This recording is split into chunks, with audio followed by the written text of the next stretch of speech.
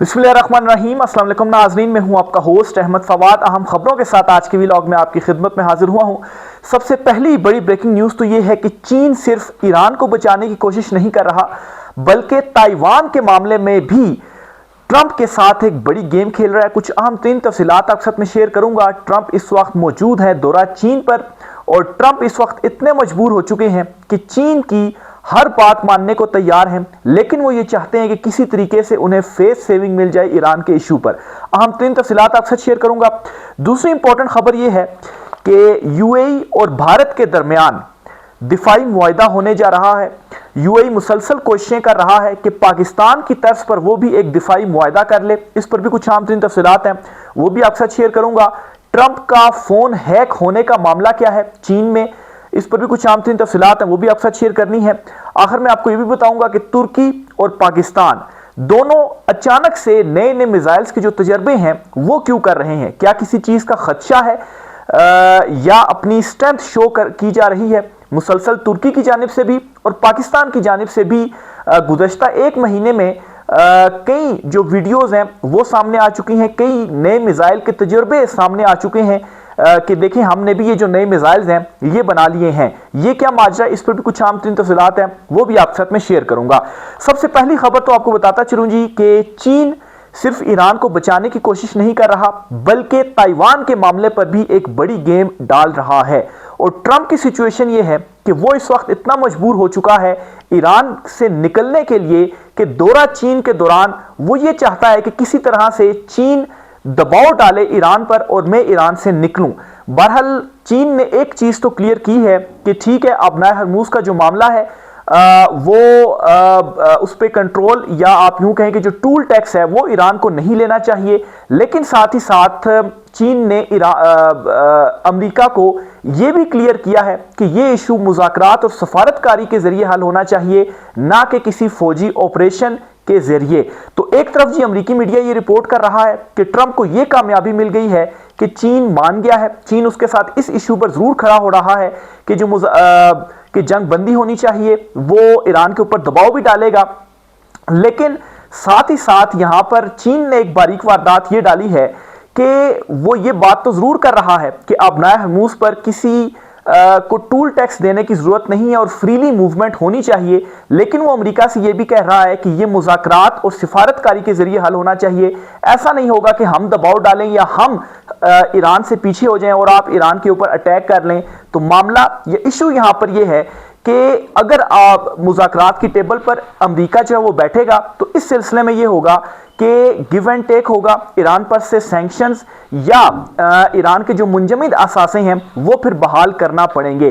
तो number one तो चीन की जानिब से ये क्लियर कर दिया गया है, ईरान को यहां पर बचाने की कोशिश की गई है। और दूसरे नंबर पर नाज़रीन अमेरिका की जानिब से यहां पर चीन की जानिब से यहां पर एक बड़ी गेम ताइवान के मामले में भी डाली जा रही है।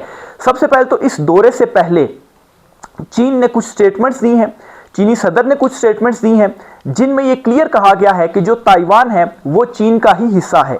और चीन की जानिब से ताइवान को दो ऑप्शंस दिए गए हैं, एक तो टू कंट्री रूल, यानी कि ठीक है आप कंट्री में रूल करते रहें लेकिन आप चीन को ही ये डिक्लेयर कर दें कि वो हमारा हिस्सा है, और दूसरा फिर ये कि ज़बरदस्ती आपके ऊपर जो कब्जा है वो किया जाएगा। और इस वक्त सूरत हाल आलमी सतह पर यह है कि चीन को इस कब्जे से अमेरिका या दीगर जो कंट्रीज हैं वो ना आवाज़ उठा पाएंगी और ना ही रोक पाएंगी।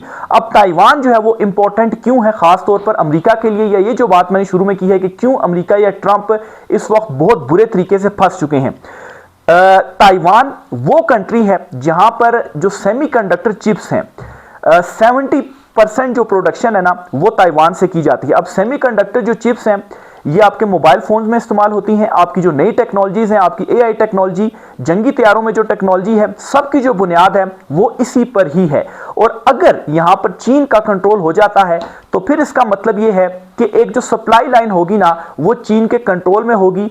तो ये चीज अमेरिका नहीं चाहता। ऑलरेडी ईरान पर कब्जे का या ईरान पर हमले का एक मकसद यह भी था कि वहां पर कब्जा करने के बाद, उसको कंट्रोल करने के बाद असल में जो सप्लाई लाइन है चीन की उसको अमेरिका कंट्रोल करना चाहता था, ताकि एक तरफ से तो चीन को जो काबू है वो किया जा सके। बहरहाल जी ये दोनों महाज हैं, एक ताइवान और दूसरा ईरान, इन दोनों महाजों के ऊपर जो मकसद था ट्रंप का इस दौरे का कि एक ताइवान के मामले से चीन को पीछे धकेला जाए, और दूसरी इंपॉर्टेंट ये कि ईरान के मामले में उससे हिमायत हासिल की जाए कि वो ईरान के मामले से पीछे हट जाए। इन दोनों में जो नाकामी है ना वो हुई है, और क्लियर जो मैसेज है ना वो चीन की जानिब से दिया गया है कि मुज़ाकरात और सफारतकारी के जरिए अगर आप हल करते हैं तो हम आपके साथ हैं, लेकिन अगर आप ये चाहते हैं कि किसी फौजी ऑपरेशन के नतीजे में ईरान का मामला आप हल करें तो इसमें हम आपके साथ नहीं हैं और हम ईरान को प्रोटेक्ट करेंगे। ये जो मैसेज है वो इस दौरे के दौरान दे दिया गया है। दूसरी इंपॉर्टेंट खबर नाज़रीन ये है कि यूएई और भारत वो भी पाकिस्तान की तर्ज पर एक दिफाई मुआहदा करने जा रहे हैं। इस पर खबर ये है कि यूएई मुसलसल भारत से ये कोशिशें कर रहा है कि वो उसके साथ कोई दिफाई मुआहदा करे।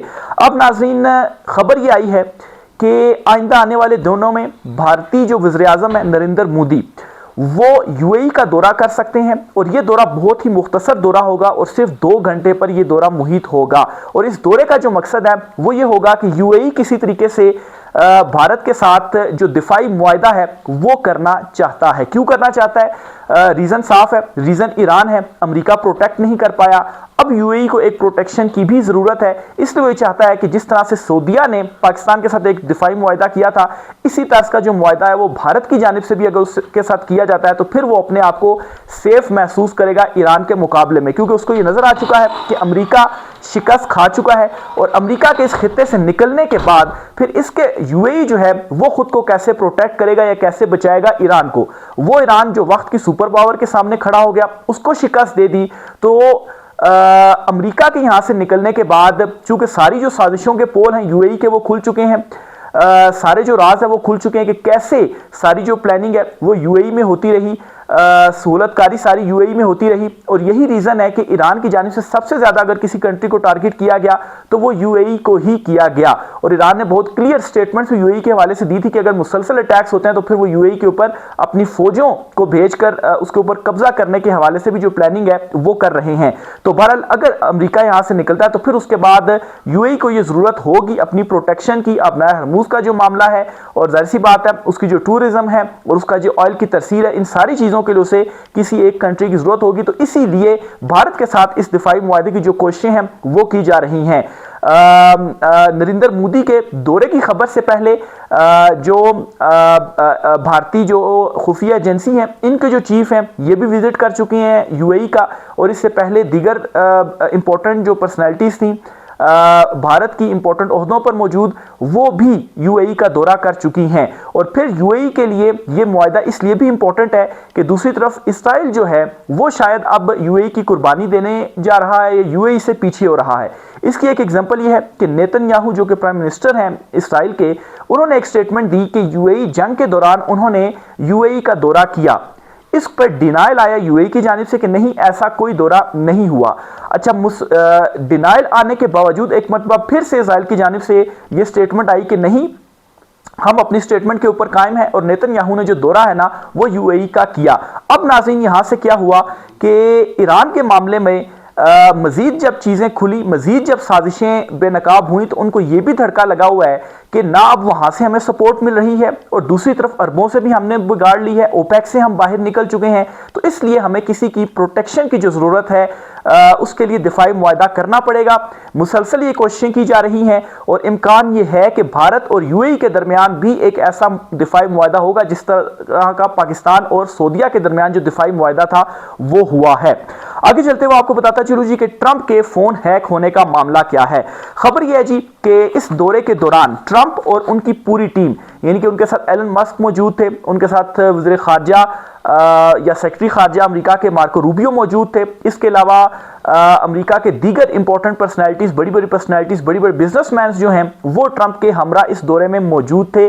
लेकिन किसी शख्सियत ने भी अपने साथ अपना जो पर्सनल मोबाइल फ़ोन है या अपना जो लैपटॉप है या इवन कि किसी किस्म की यूएसबी डिवाइस जो है वो तक अमेरिका जो है वो अपने साथ चीन में नहीं लेकर आया। रीजन इसकी क्या है? रीजन ये है कि उनको ये खदशा है कि अगर हमने चीन में अपनी ये डिवाइसेस यूज की तो हो सकता है कि चीन हमारे इन डिवाइसेस को हैक कर ले या हमारा किसी किस्म का जो डेटा है वो चोरी कर ले। तो इस डर की वजह से उन्होंने नई जो इक्विपमेंट्स ना सारा वो लिया, और उससे उनको डर भी नहीं है कि अगर वो हैक हो भी जाता है तो वो सिर्फ और सिर्फ इस दौरे के लिए मखसूस किया गया है। बाकी वो अपना सारा जो इक्विपमेंट है, अपने मोबाइल फोन्स, अपने लैपटॉप्स, अपनी यूएसबी, तमाम जो चीजें हैं वो चीन के दौरे पर वो नहीं लेकर आए। अब नाजरीन, इससे एक तो बदएतमादी फैलती है कि आप चीन के ऊपर एतमाद नहीं कर रहे, और दूसरा मैं समझता हूं कि उन्हें मतलब है खौफ भी है चीन का कि चीन इतनी ज्यादा टेक्नोलॉजी में आगे जा चुका है कि इनके पास उसका कोई तोड़ या उसका कोई जवाब नहीं है। भाई देखें, अगर चीन के पास ये टेक्नोलॉजी है कि वो हैक कर लेगा, तो आपके पास भी तो ऐसी टेक्नोलॉजी होनी चाहिए अगर आप खुद को सुपर पावर कहते हैं। बहरहाल इसमें एक इकरार भी है अमेरिका की जानिब से कि वाकई चीन हमसे बहुत ज्यादा आगे निकल चुका है। इवन के इस विजिट के दौरान जब मार्को रूबियो और एलन मस्क एक हॉल में पहुंचे जहां पर उनको बिठाया गया, तो उस हॉल में भी जो उनकी हरकतें थी वो देखकर ऐसा महसूस होता है कि कैसे अमेरिका जो है वो मौजूदा रिजीम में ना सिर्फ चीन के मुकाबले में एहसास कमतरी का शिकार है, बल्कि खुद वो इकरार कर रहा है कि चीन हमसे आगे निकल चुका है। दौरे से कबल डोनाल्ड ट्रंप ये स्टेटमेंट भी दे चुके हैं कि हम और चीन दोनों एक सुपर पावर हैं, यानी कि वो खुद इकरार कर रहे हैं कि चीन सुपर पावर बन चुका है। बहरहाल जी, एलन मस्क जो है वो अपना मोबाइल फोन निकालकर हाल की जो फुटेज है, हाल की जो वीडियो है वो बनाते रहे कि देखें क्या शाहकार जो बिल्डिंग है वो चीन की जानिब से बनाई गई और दुनिया का अमीर तरीन जो पर्सन है। दूसरी तरफ मार्को रूबियो क्या करते रहे, वो अपने स्टाफ को, अपने साथ मौजूद लोगों को इशारे करके जिस इमारत में वो मौजूद थे वहाँ की जो जिस तरीके से बिल्डिंग डिज़ाइन की गई थी वो बिल्डिंग्स दिखाते रहे कि दिखाएं ये क्या चीन ने जो एक शाहकार है वो बना लिया है। तो इससे भी आप अंदाज़ा लगा लें कि वो अमेरिका जो चीन को दुश्मन कहता था ना सिर्फ दौरे पर गया बल्कि डरा भी उस वक्त हुआ है कि कहीं हमारी ये डिवाइसेस जो हैं उनको हैक ना कर ले, और खुद ये इकरार कर रहा है कि वाकई जो चीन है वो हमारे मुकाबले में बहुत ज़्यादा आगे निकल चुका है। तो ये जी मोबाइल हैकिंग वाला मामला था, इस वजह से सारे जो मोबाइल और अपने सिस्टम्स हैं वो पीछे अमेरिका छोड़ेंगे और नए सिस्टम्स के साथ वो इस चीन के दौरे में आए। आखिर में जी आपको बताता चलूँ कि चीन, पाकिस्तान और तुर्की ये दोनों अचानक से कुछ नए मिसाइलों के तजर्बे कर रहे हैं और इनकी जो फुटेजेस है ना वो भी जारी कर रहे हैं, और ये फुटेजेस लगातार आ रही हैं। मसलन इस महीने कोई 2 से 3 फुटेजेस तो पाकिस्तान की मैंने देखी जिसमें बताया गया है कि हमने मिसाइल का एक कामयाब नई सीरीज का एक मिसाइल की नई सीरीज का एक कामयाब जो तजर्बा है वो किया है। मिसाल के तौर पर पाकिस्तान ने कल एक वीडियो जो है वो जारी की है जिसमें ये कहा गया जी कि फतह 4 क्रूज मिसाइल का हमने तजर्बा कर लिया, यानी कि एक एडवांस जो टेक्नोलॉजी है, एक एडवांस जो सीरीज है मिसाइल्स की वो उन्होंने जारी कर दी है। और इससे 1-2 हफ्ते पहले ही पाकिस्तान ने एक और इसी तरह का मिसाइल जो है वो उसका कामयाब तजुर्बा किया था और उसकी जो वीडियो थी, फुटेज थी वो जारी की। इसी तरीके से नाजरीन तुर्की जो है वो भी मुसलसल ये कर रहा है। कभी वो ये कहता है कि हमने ज़ेरे समंदर अपने जो मिसाइल सिस्टम्स हैं वो नस्ब कर लिए हैं, कभी वो ये कहता है जी कि हमने सबसे ताकतवर जो मिसाइल है वो बना लिया है। अब नाज़रीन ये मामला क्या है, क्या पाकिस्तान और तुर्की को किसी चीज़ का खदशा है या वो किसी को ये पैगाम दे रहे हैं कि हम भी तैयार हैं? खदशा ये हो सकता है या मैसेज ये हो सकता है कि देखें हमने भी ये नए नए जो मिसाइल्स हैं वो बना लिए हैं और इसके हम कामयाब तजर्बे भी कर रहे हैं, और अगर किसी को कोई गलत फहमी है तो वो फिर अपनी गलत फहमी को दूर कर ले, ये पैगाम भी इसमें हो सकता है। यहाँ तक कि जो तुर्की है ना, तुर्की के जो सदर हैं रजब तैयब अर्दवान, उनकी जानिब से एक स्टेटमेंट भी दी गई थी कि अगर इसराइल नया अटैक लॉन्च करता है ईरान पर तो फिर हमारे पर यह फर्ज हो जाएगा कि हम उसके खिलाफ जो जंग है वो लड़ें। और अगर तुर्किश मीडिया को हम देखें, उसको थोड़ा सा जज करें, तो वहां पर मुसलसल ये रिपोर्ट हो रहा है कि अगर ईरान ये जंग हारता है तो ईरान के बाद अगला जो नंबर है वो तुर्की का होगा।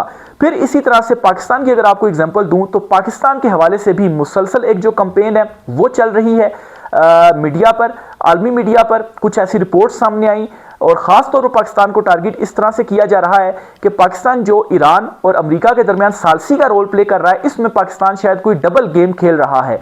यानी कि आप देखें कि एक तरफ पाकिस्तान जो है वो सालसी करवा रहा है, और दूसरी तरफ ईरान के जो तैयारे हैं वो अपनी एयर बेसिस पर उन्होंने खड़े किए हुए, उन्हें पार्किंग की जो जगह है वो दी। हालांकि पाकिस्तान ने इस खबर की जो तरदीद है वो कर दी है, लेकिन उसके बावजूद अमेरिकी मीडिया में ये खबर आना, फिर अमेरिकी कुछ सेनेटर्स जो है उनका इस पर इजहार ख्याल करना और कहना जी कि हमें पाकिस्तान पर अब एतमाद नहीं करना चाहिए और सालसी के लिए किसी नई मुल्क को की जो तलाश है वो करनी चाहिए। फिर इसी तरह से पाकिस्तान का जो है वो ईरान को किसी भी तीसरी कंट्री से तिजारत के लिए अपना ज़मीनी रास्ता फराहम करना, और फिर ये दोनों सवालात सहाफ़ियों की जानिब से ट्रंप के सामने भी रखे जाते हैं कि पाकिस्तान तो ये कर रहा है, इस पर आप क्या कहेंगे।